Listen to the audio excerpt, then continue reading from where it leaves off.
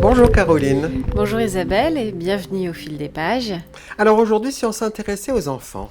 Aux enfants, petits et moins petits, et ados également, avec deux choix.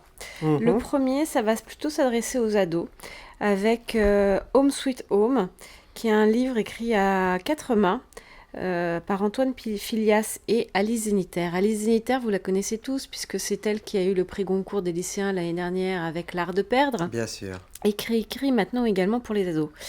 Home Sweet Home, ça se passe à Cleveland, dans l'Ohio, en 2008, au moment de la crise des subprimes. Alors, on a beaucoup écrit, les auteurs américains se sont emparés de ce sujet-là pour en faire des romans ou des polars, mais plutôt à destination des adultes. Et là, en fait, à travers ce roman, Alice Zeniter et Antoine Filias se concentrent plutôt sur comment les ados, les enfants de ces parents qui sont frappés par la crise des subprimes, qui doivent déménager ou se retrouver dans des villes complètement nettoyées par cette crise financière, vivent ça, ressentent ça.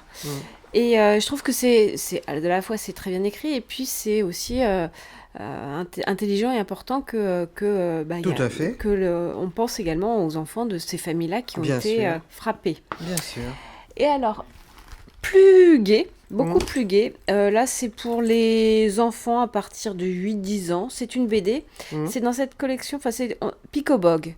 Pico-Bog, c'est un petit garçon, tout roux, à qui il arrive forcément plein de choses, avec à la fois sa bande de potes, de copains, ses parents, sa vie, ses grands-parents. Et là, c'est le dernier tome qui vient de sortir, s'appelle L'heure est grave. Et c'est une BD, je vais vous lire juste la quatrième de couve pour vous donner un peu le ton. Bien c'est d'une sûr. insolence. Voilà. Oui. C'est le garçon, alors il y a le père et le fils qui sont installés chacun dans le canapé. Le père lit son journal et le fils lit aussi un petit journal. Alors il lui dit, il paraît que le QI de la population baisse depuis la fin du XXe siècle. Le père lui dit, eh oui Pico, nous les vieux sommes plus intelligents que vous les jeunes. Notre QI baisserait à cause des perturbateurs endocriniens, des pesticides, de la pollution et de la mauvaise éducation. Bref, à cause de tout ce que vous, les vieux si intelligents, avez créé. Bravo, voilà. bravo. Et je trouve ça génial. Ah oui, très très bien. Oui, voilà, c'est plein Voilà. d'insolence et Oui. Très bien, parfait. et d'ironie. Merci Caroline. Merci.